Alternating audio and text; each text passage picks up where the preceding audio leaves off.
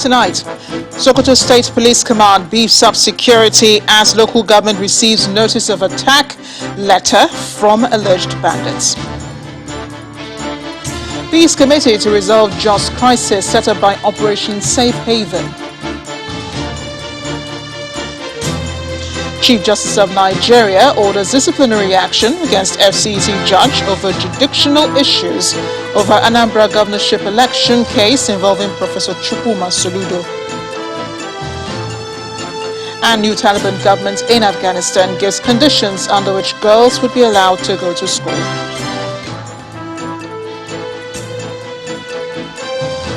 We begin in Sokoto State, where the Nigeria police says it is on the trail of the people who wrote a threat letter to some communities in the state. According to the Commissioner of Police, Kola Okunola, one person has been arrested and is helping the police in its investigation. The state police boss assures residents of the affected communities and the entire state of safety and wants them to disregard the threat letter. He was responding to an alleged threat by some persons suspected to be bandits to 4 communities in Shuni, Kwana, Kimba, Rikina, and Dange, all in Dange Shuni local government area of Sokoto State.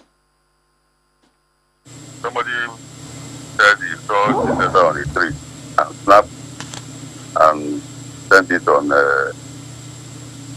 social media. And the person is already with us undergoing questioning. How we come about it. We have already briefed up our security within that area, including the garrison commander and the police. We have increased the numbers of patrol vehicles and personnel within that area. Our officers are mere at alert in case of any eventuality. Staying in the northwest, the Kaduna Police Command says it has set up a manhunt for the killers of a pastor with the Evangelical Church winning all, Reverend Silas Ali. The late Reverend Ali was reported to have been found dead in Zengo Kataf local government area of the state hours after he left for Kafanchan, still within the state. The search party, which found the body, said the victim may have been attacked and macheted to death, while the Kaduna State Governor Nasser El-Rufai condemned the killing, which he described as horrifying and cruel. The State Commissioner for Internal Security and Home Affairs says investigations are on to arrest the suspects.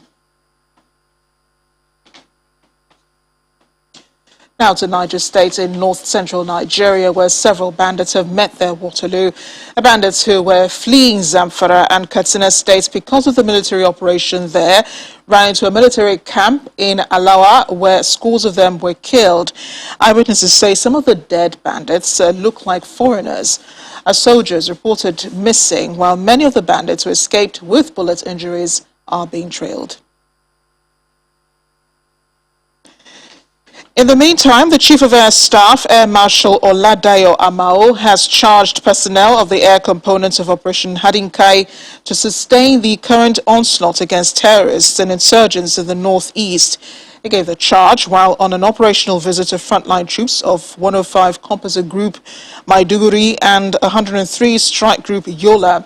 On arrival in Maiduguri, Air Marshal Amao was briefed by the Air Component Commander, Air Commodore Nnamdi Ananaba, who gave a summary of the major achievements recorded by the air components towards degrading the capabilities of insurgents in Borno State, especially in the last 30 days. The Chief of Air Staff commended the troops for their commitments to the current onslaught against insurgents in the northeast while urging them to sustain and maintain the momentum. We're in the north-central state of Plateau, where Operation Safe Haven has inaugurated a 36-member peace committee. The body's term of reference is to explore root causes of the crisis in Bassa, Jos North and Jos South local government areas of the state. It is also expected to provide suggestions on how to achieve peace and reconciliation among warring parties. The commander, Operation Safe Haven, and the general officer commanding 3 Division of the Nigerian Army inaugurating the 36-member Joint Peace Committee made up of ethnic communities in Bassa, Jos North and Jos South local government areas. The committee is to recommend measures towards having sustainable peace in the conflict and crisis-prone areas. The 36 committee members, please. Members of the committee are expected to explore alternative dispute resolution mechanisms to address issues of herder and farmer clashes and other disputes that might have been sources of attacks in the communities.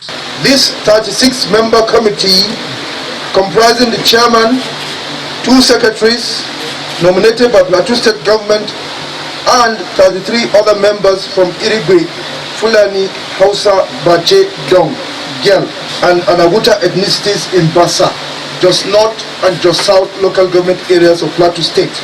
You are to work out modalities to achieve peace and reconciliation between the various tribes in the mentioned local government areas. And you are to submit a comprehensive report to us, Operation Safe Haven, within 2 weeks from today. The chairman of the committee, while responding on behalf of the members, admits that the task before them is a Herculean one aimed at bringing lasting peace to the areas. I want to say on behalf of the committee, our general, that we are not going to disappoint you. We are going to work tirelessly within the frame of time to deliver on this mandate. It is true that this committee is a collection of different ethnicities, but because we are one Nigeria, we are going to work on the agenda of one Nigeria. The committee is to submit its recommendations within 2 weeks. The terms of reference include identifying the root cause of clashes, restore confidence between farmers and herders, as well as implement modalities that will engender lasting peace in the affected areas. Staying with security, the proposal to grant amnesty to repentant bandits and other perpetrators of insecurity is a bad idea, especially because nothing has been done to ameliorate the conditions of their victims. That's the view of the head of Transparency International Nigeria, Mr. Awal Musa Rafsanjani. He told Channels Television's Ladi Akredlualela current affairs program, Newsnight, that a mechanism must first be put in place to comprehensively attend to victims of banditry, kidnapping, as well as violence, and that those who have been involved in bringing about insecurity should face the law. You cannot allow people who have destroyed, killed, brutalized communities. You did not heal that wound. Now you want to pamper those who have perpetrated that ill of criminality and atrocities. It doesn't work that way. If you want to do amnesty, you first have to rehabilitate the communities that have suffered against the activities, the atrocities of those who have, brought misery to their communities. Then you can then think on, perhaps having a program that will, deal with people who genuinely surrender. A lot of communities are not, welcoming those people that the government say they have, de-radicalized them, because many communities are still not happy. And if you really want, if you are serious, you first have to reconcile, have to, rehabilitate, has to provide, life to those communities that have been destroyed, to those people that have been killed, that have been, their loved one being killed, their loved one being wounded as a result of the activities of these criminal gangs. So any attempt to now say that you have granted amnesty or you are even treating them in a very preferential way, you are actually giving incentives for another round of people to go and engage in those kind of violence activities, because these are, international merchants of violence who are orchestrating violence against the innocent Nigerians. So you cannot begin to talk about amnesty for these high-profile sponsors of criminal activities. They must face the law. Otherwise, if there's no deterrent, you are actually going to encourage more of such kind of, impunity and abuses of rights of Nigerians. You can watch the full interview with Mr. Rafsanjani on Newsnight. It airs tomorrow, September 13th, 2021 at 9 p.m. right here on Channels Television. The Socio-Economic Rights and Accountability Project, SERAP, is asking President Muhammadu Buhari to direct the Minister of Communication and Digital Economy, Issa Pantami, and the Nigerian Communications Commission to urgently reverse what it considers unjustified suspension of internet and telecommunication networks in Zamfara State and 13 local government areas of Katsina State. According to SERAP, while authorities have the legal responsibility to protect and secure the rights to life and property, such responsibility ought to be discharged in conformity with constitutional and international human rights standards. In a statement by the rights group, SERAP also asks the President to sponsor an executive bill to explicitly recognize the right to access and use the internet as a constitutional and legal right and as an essential condition for the exercise of rights to freedom of expression and information.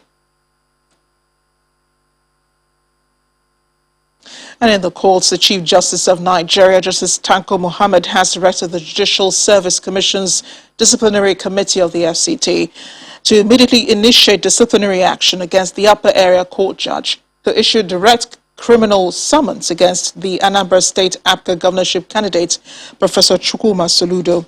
The directive was issued to the JSC under the chairmanship of the acting chief judge of the FCT, Justice Hussaini Yusuf Baba, last week, and this was confirmed to Channels Television by the spokesperson of the NJC, Soji Oye. The Abuja Upper Area Court, presided over by Gambo Garba, had in July 2021 issued a direct criminal summons against Professor Soludo over perjury, corruption, and false assets declaration, an action which is set to be completely outside the jurisdiction of the court. The acting chief judge of the Federal Capital Territory is expected to submit his findings to the Chief Justice of Nigeria within 21 days. In the meantime, the President of the Court of Appeal, Justice Monica Dongman Mensem, has applauded the Appellate Court for its readiness to attend more cases in the 2021 legal year. She was speaking during a Thanksgiving Mass held at the Church of Assumption, Asokoro, Abuja, to mark the 2021 legal year. A legal year celebration for the judiciary signifies the beginning of a new calendar year. The Court of Appeal is first to commence its 2021 legal year with a Thanksgiving Mass at the Church of the Assumption, Asokoro, Abuja. Dressed in their ceremonial attire, the justices, led by the President, file into the church auditorium. In his homily, the parish priest teaches on God's love and the gift of his Son to die for mankind. When Jesus was condemned innocently, he was given a verdict that was wrong. He was not guilty. When he was crucified, and he turned and said, my Lord, why have you forsaken me? He was not absent. And that is why he said, deny yourself, take up your cross in your disappointment, in your ailment, in the challenges of life. This may be your process. Rendering praises to God, the justices and staff thereafter offer their Thanksgiving celebration.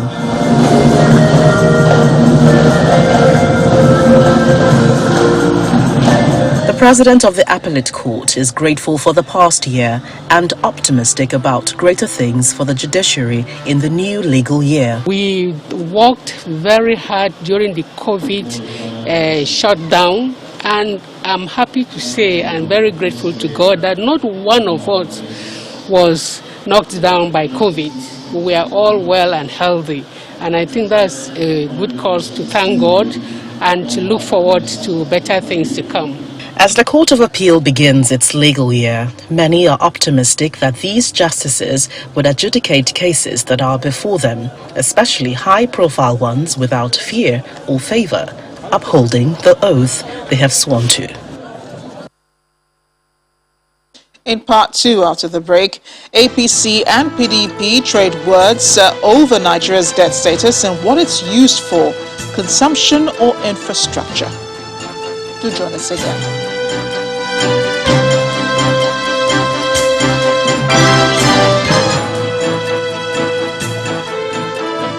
Welcome back. If you just joined us to watch the news at 10 live on Channels Television, here are the stories making our headlines this hour. Sokoto State Police Command beefs up security as local government receives notice of attack letter from alleged bandits. Peace Committee to resolve Jos crisis set up by Operation Safe Haven. Chief Justice of Nigeria orders disciplinary action against FCT judge over judicial issues over Anambra governorship election case involving Professor Chukwuma Soludo. New Taliban government in Afghanistan gives conditions under which girls would be allowed to go to school.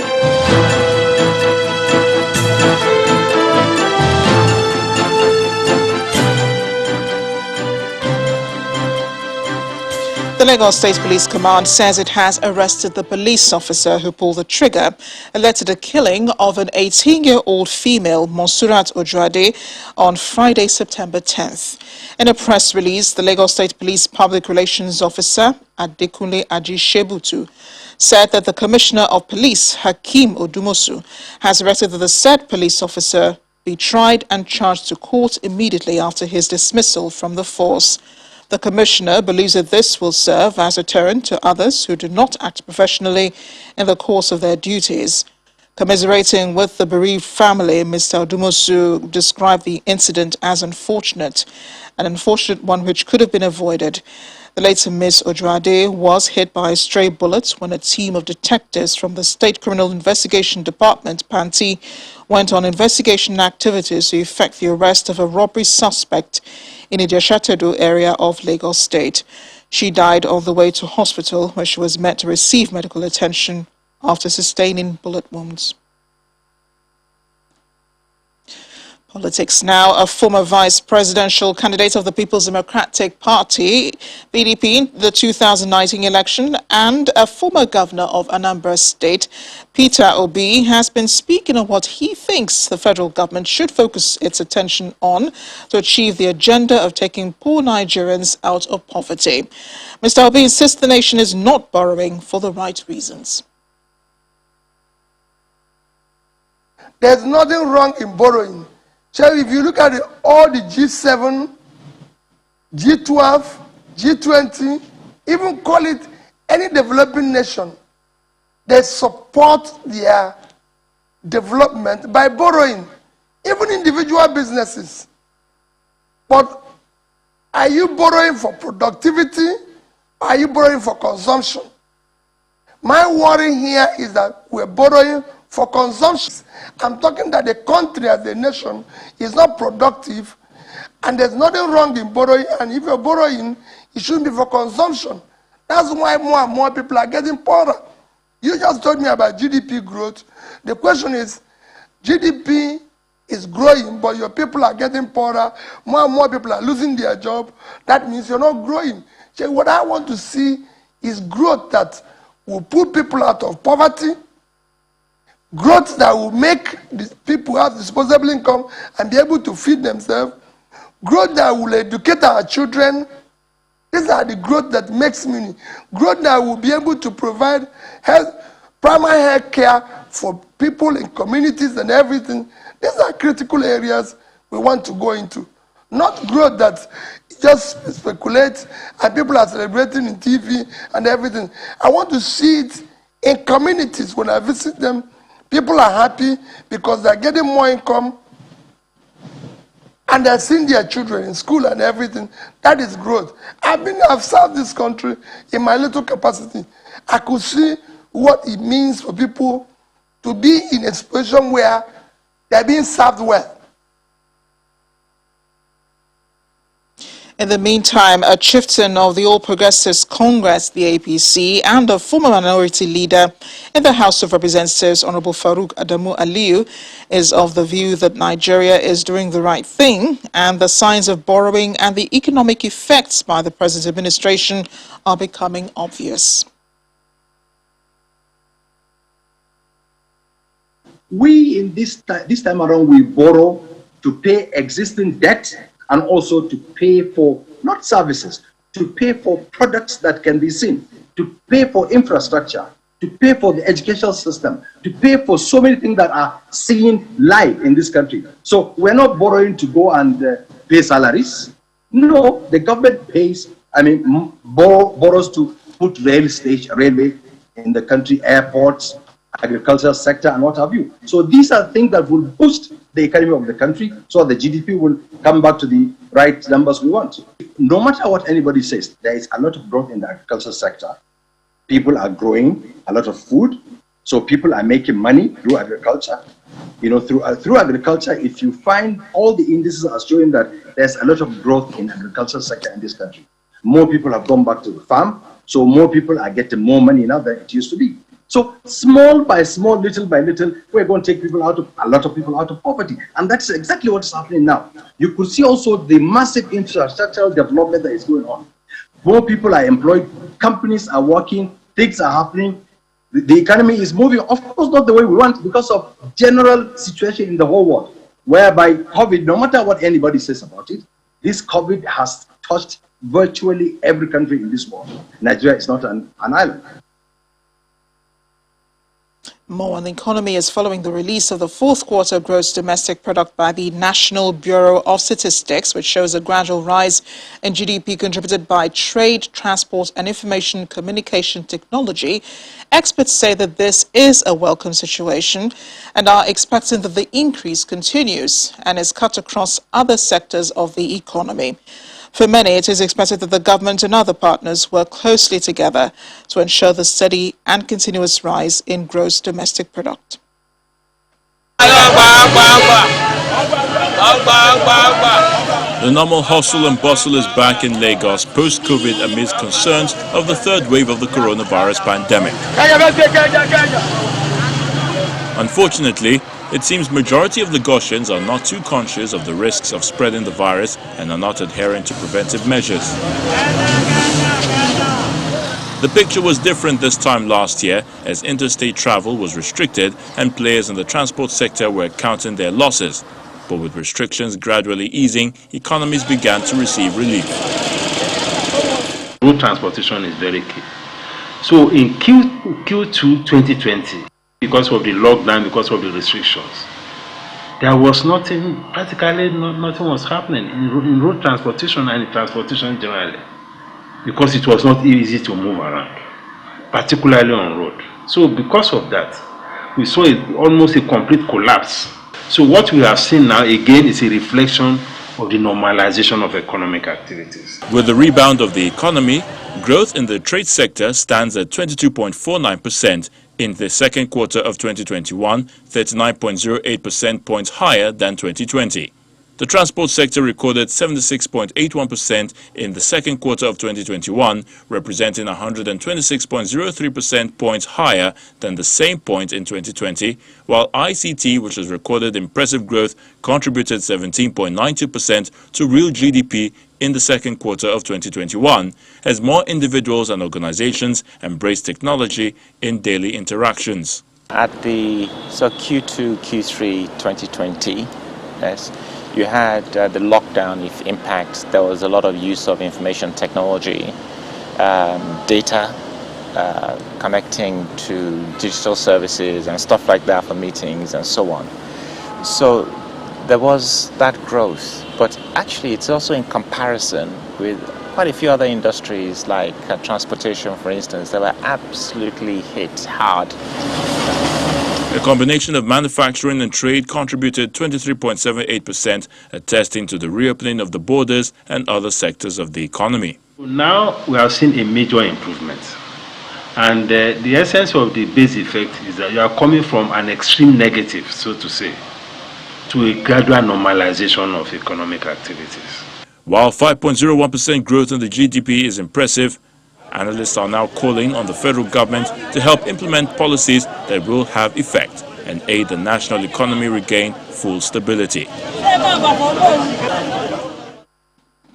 Barely a week after the National Drug Law Enforcement Agency intercepted amphetamine used by terrorist groups at the Apapa port in Lagos, operatives of the National Drug Law Enforcement Agency have seized over 24,000 kilograms of heroin, codeine, amongst others, in a fresh burst at the Murtala Mohammed International Airport, Ikeja, and the Tinkan Seaport in Apapa. According to the NDLEA, the seizure and arrests were made between the 3rd and 10th of this month. The first consignment was seized at the Sako export shed of the Lagos airport, where 2 consignments containing 10.3 kilograms of heroin and 25.2 kilograms of cannabis from South Africa were intercepted. The agency adds that series of sting operations between the 4th and 6th of September 2021 also led to the interceptions of drugs in other parts of Lagos, where 4 suspects were arrested, and 22,590 kilograms of barcadine codeine syrup was also intercepted at the Tinkan Seaport, following information from international partners of the NDLEA. The chairman, chief executive of the NDLEA, Brigadier General Buba Marwa, commended the commanders, the officers and men of the commands for their resilience and bravery. As he states, the majority of arrests were from the FCT, Edo, Katsina, Kaduna, Taraba, Kwara, and Gombe states. River State government is making a fresh effort to enforce the ban on hawking on major roads in Port Harcourt, the state capital. Governor Nyesom Wike says his administration is compelled to reconstitute the task force on street trading after observing with dismay the level of dirt on some roads during an inspection of projects. 2 weeks after inspecting the progress of work at the Rumola and GRA Junction flyovers, Rivers State Governor Nyesom Wike is back at the same site ahead of its completion dates. The flyovers and adjoining streets are among the series of projects enlisted for commissioning anytime soon. There have been some key projects that were flagged off, we believe, the Chokoche Ibodo area in the Che, we believe in Oyibo Road. So these are very key projects, we think that, and then we're also going to lay foundation for our Judicial Institute that will train our magistrates and our judges, and also lay foundation for the liaison office for the Federal Judicial Service Commission, which they approved, that should be cited for South in Port Harcourt. So there are a lot of projects that we think will be commissioned and flagged off. Despite his expression of happiness at the level of work done by the contractors at the sites visited, the governor appears not to be happy with the residents of Port Harcourt. The mere fact that people are hungry does not in a way means that we should dirty the environment. So I'm compelled on Monday to sort of a task force that will never allow hawkers on these major projects that will beautify Port Harcourt, that have changed the landscape of Port Harcourt. The state government insists that infrastructure facilities to create the future is expedient, especially against the backdrop of making the state an investor's haven. Still ahead on the news at 10, Vice President Professor Yemi Oshibajo says prayer is the answer to various challenges facing Nigeria. Plus, our community report on the collapsed bridge in Wuzere community in Isoko South local government area of Delta State. Stay with us. Welcome back. The debate continues on how money was, is, and should be shared in Nigeria. To share his thoughts on the facts on value-added tax collection and distribution in Nigeria is Babajide Ogusowo, Data and Information Consultant. He's with me here in the studio. Babajide, great to see you. Good evening, as always. Amachi. Right. So the discussion based on the facts that you have and everything else that we know, what are the consequences then of maintaining or changing how VAT is collected and distributed in the country? So we could have that discussion by looking at it from how the elites will understand it and looking at how the common man will understand it. So let's start with how the elites will look at it. From their perspective, there's good news and bad news when we talk about VAT. The good news is that we've seen in terms of quantity, VAT increased since 2015. So in 2020, last year, total value-added tax that was collected, 1.5 trillion naira.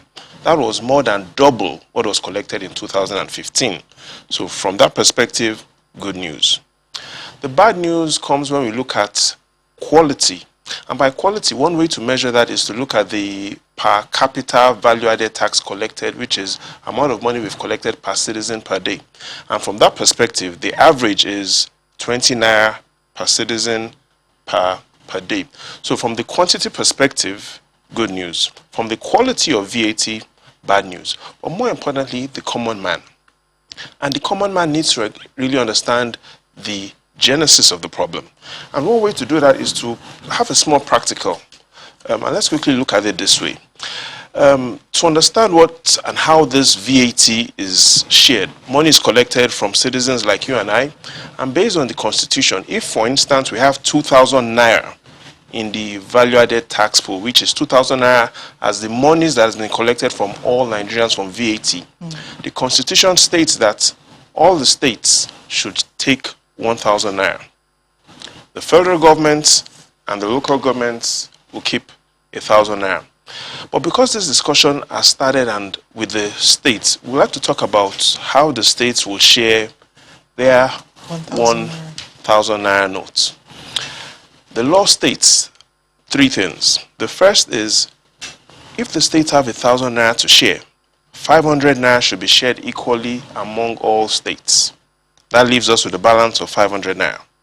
It then states that 60% of that balance, which is 300 naira, should be shared based on population. So first of all, we've shared 500 naira equally among all states. We have a balance of 500 naira. Out of the balance of 500 naira, I repeat, 300 naira, which is 60% of 500, will be shared based on population. So for instance, Kano State, based on the last census, had a population of 7%. They will collect 7% of 300 naira, and the balance 200 naira will be shared based on how much each state contributed to the VAT pool. So and that is the challenge. It seems quite unfair. So it's good now that we actually take a look at some of the sectors that actually generate the most VAT in the country. That might help. That might help. So now we're done with this. And if we take a look carefully at which sectors accounted for the non-import VAT, which is the VAT that is really generated at the states, here's what you will find. The first is professional services accounts for the largest contribution of VAT. Then we have other manufacturing, and by other manufacturing, that is small-scale manufacturing of some jewelry, sport goods, and some items. And then we also have commerce and trading, which is the buying and selling that really goes between traders. And it's also interesting that we see that breweries, alcohol, also contributes a large portion to VAT that is collected at the states. How significant is that? It's quite significant, especially when we look at the discussions that we've heard from some leaders that have said that some states do not allow sales of alcohol, yet they will share from VAT from alcohol proceedings. Even though that is true, let's take a look at which states really consume most of the alcohol in Nigeria. And the fact shows that 10 states in Nigeria account for 70%, based on the facts from the NBS, 10 states account for 70% of all alcohol that is consumed in Nigeria. And if you take a look at those 10 states that account for which accounts for 70% of all alcohol that is consumed, what you'll notice is, yes, Lagos State is number 1, Akwa Ibom number 2, Anambra, Edo in that order, Cross River. We see River State on 9th on the list.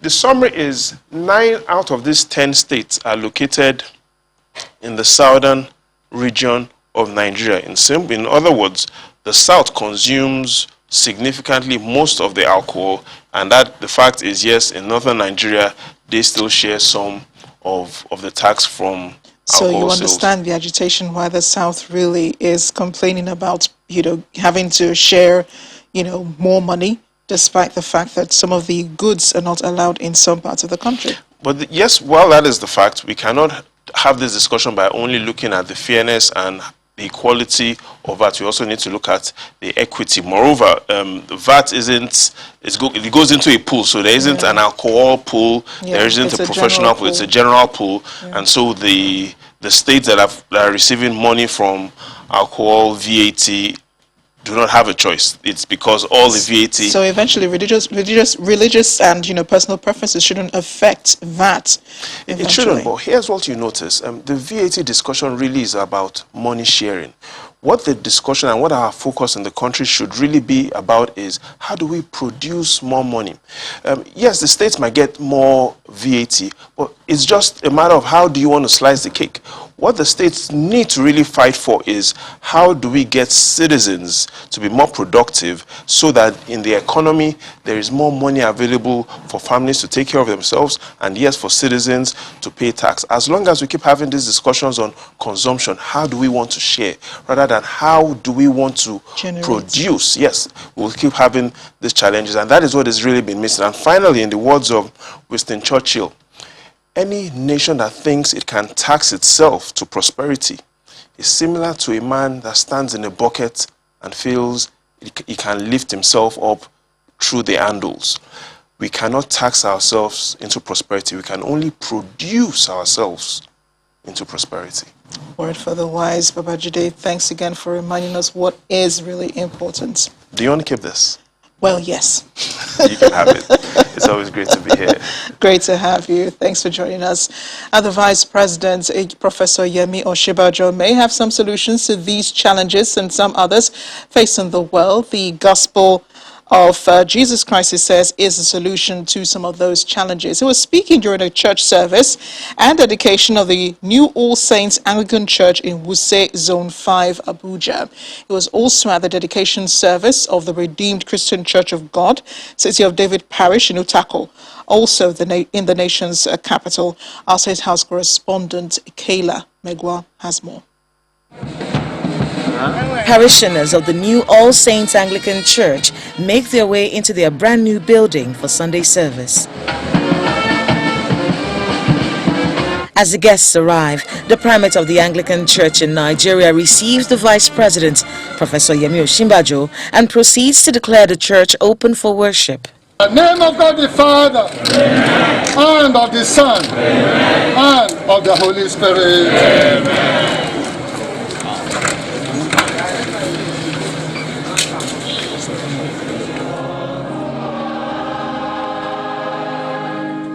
This church is the first Anglican church situated in the nation's capital 35 years ago.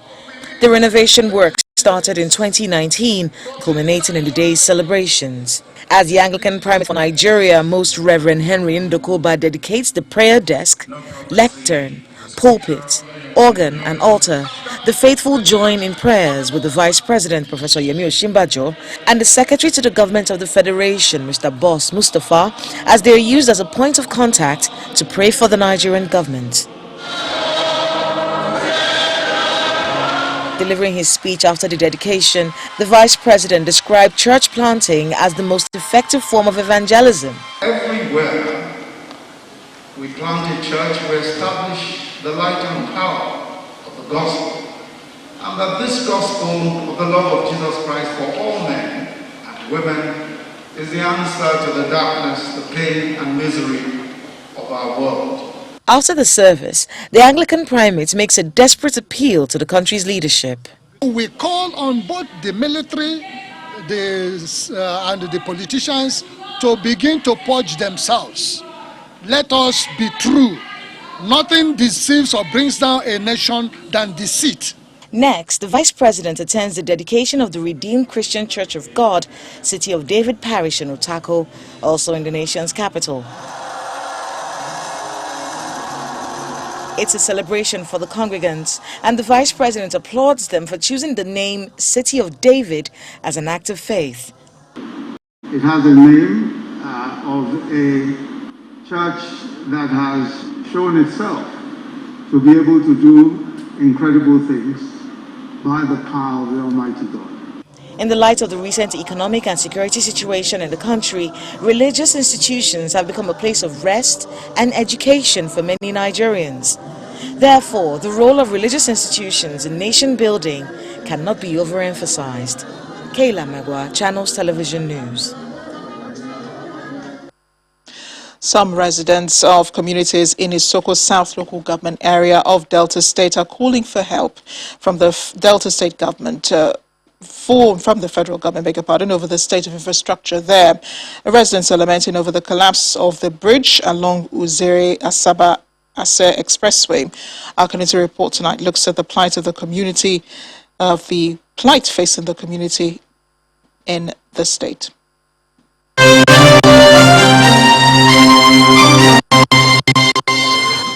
Uzere is one of Nigeria's largest oil-producing communities in Isoko South local government area of Delta State.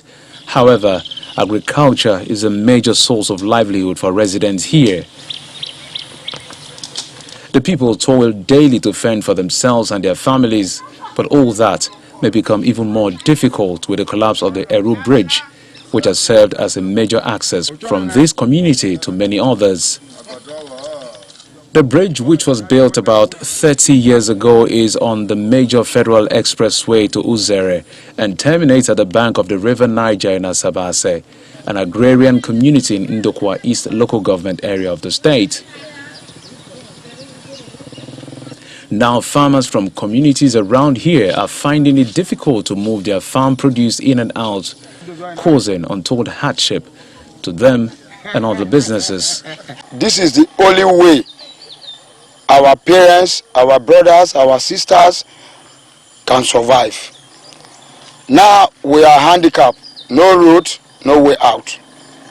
We have goods here to move out of the town, like groundnut, potato, yams, cassava and garri, but there is no way to move them out. So we plead for the federal government to attend to us quickly. Residents navigate across this little portion to get to the other parts with attendant danger and risk, while others are left with no choice but to ferry through the waters with canoe.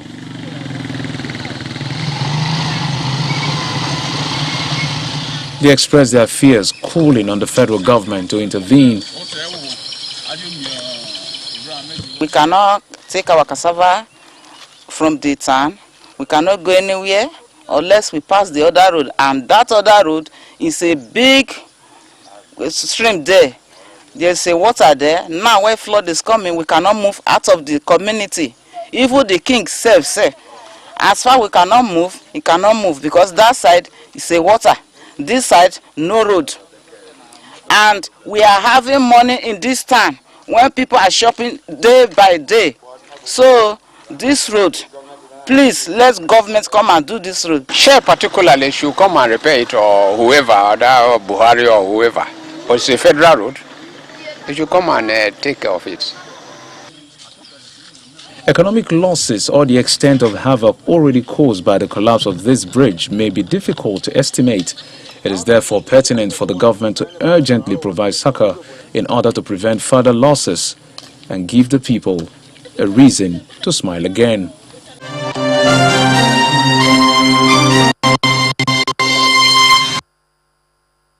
Staying with issues of infrastructure, the fourth mainland bridge proposed by Lagos State Government has entered stage 4 of the process, and by December, a financial closure would have been achieved.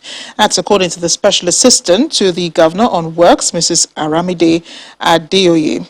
Our next report takes a look at some of the projects vis-a-vis congestion around the metropolis. Lagos, a stronghold in Nigeria's commercial status, a city with increasing population growth, thriving comfortably above 20 million people and counting.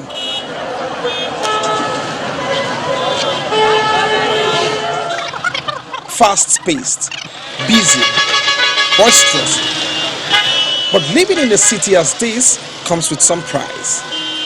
If you live or work in Lagos or just visiting, then you must have had an encounter with the Lagos traffic.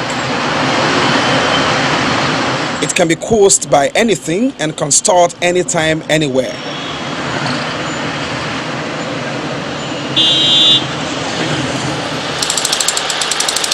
In recent times, road users have also been greeted by several infrastructural projects, either by the Lagos State government or the federal government. As you crisscross the state, there is a sense of a huge construction site, sometimes competing for space or totally taking over the already cramped road.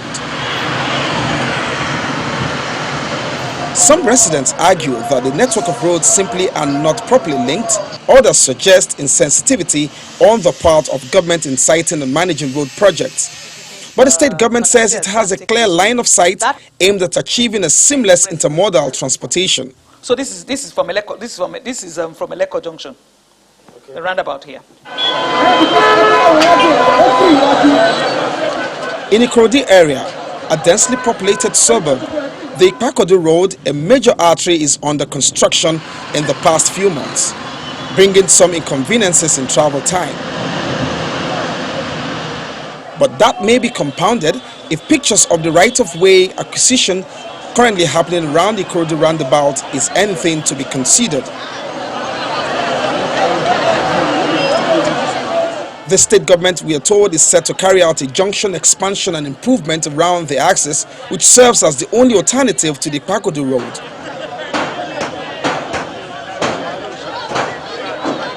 Ipakodo is a major artery in Ikorodu. And that is why even the construction work, that the junction improvement and widening that will take place there, we are trying to schedule all of the works, the main works, not to start earlier than the completion of this Ipakodo Road. Back in town around the Ikeja along on the Lagos-Abeokuta Expressway, movement is being interrupted heavily owing to a construction in that axis. Whilst the construction may be partly responsible, here goes the usual suspect, the commercial yellow buses. No regard for other road users, they park and pick up passengers right at the confluence point where everyone wants to exit from. They are not supposed to allow any vehicle to be loaded the other side. We need monitoring ties to be stayed there so that they can pass the road can free. From my store to this point, GSM Village there, airport bus stop, 1 hour 15 minutes. A total of 117 road projects are ongoing, a case of breaking eggs if you must have omelets. Olu Phillips, Channels Television News. Beyond our shores now, South Africa's President Cyril Ramaphosa has announced the country will be easing lockdown restrictions from adjusted level 3 to adjusted level 2 as the third COVID-19 wave eases off. Addressing the nation tonight, the president appealed to more people to get vaccinated and to keep adhering to health safety regulations. More than 14 million people have been vaccinated, but only half the number fully. The death toll currently stands at about 85,000 people. The Taliban's Higher Education Minister Abdul Baki Haqqani has announced the universities in Afghanistan would be separated by gender. A new Islamic dress code will be introduced and a review of subjects taught. He said the Taliban had no problems ending the mixed education system as the people are Muslims and will accept it. The Taliban's acting Higher Education Minister Maulavi Abdul Baki Haqqani's announcement was made during a news conference on Sunday. He said gender segregation would be enforced in university and that protocols were being put in place so that women can continue their studies. He also said the Taliban was looking for female teachers to teach women, and if there is a shortfall, male teachers would teach them, but in that case, the students would have to wear a veil, and the class would be conducted using curtains or by using a TV screen. The policy marks a significant change from the accepted practice before Taliban takeover. Universities were co-educational, with men and women studying side by side, and female students did not have to abide by a dress code. Some have suggested that the new rules will exclude women from education because the universities do not have the resources to provide separate classes. The new policy also affects primary schools, as girls and boys will be segregated at that level. Women will be required to wear hijabs. The announcement comes after a demonstration by women supportive of the Taliban's gender policies at Shahid Rabbani Educational University in Kabul on Saturday. Hundreds of women, most of them wearing black niqabs and carrying small Taliban flags, listened to speeches that praised the new regime and attacked those involved in large demonstrations across the country, demanding the protection of women's rights. The new government has replaced the Women's Affairs Ministry with the Ministry of Vice and Virtue. The much-feared department was responsible for deploying religious police to the streets to enforce Sharia law during the Taliban's previous spell in power. It became known for beating women for infractions such as dressing immodestly and being outside without a male guardian.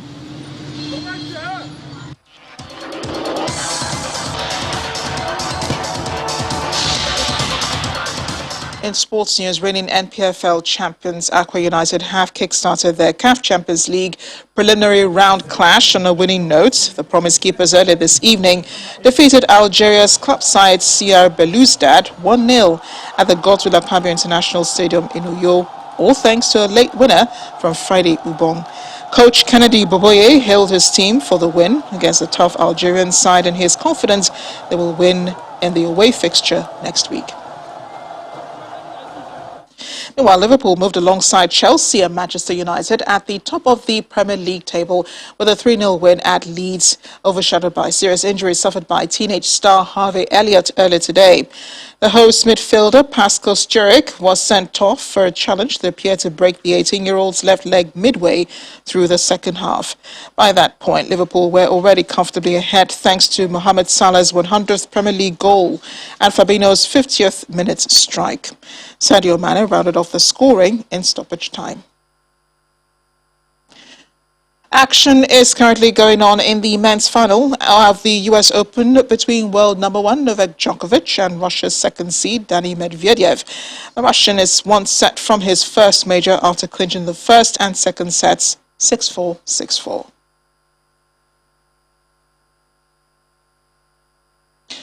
And the main news again.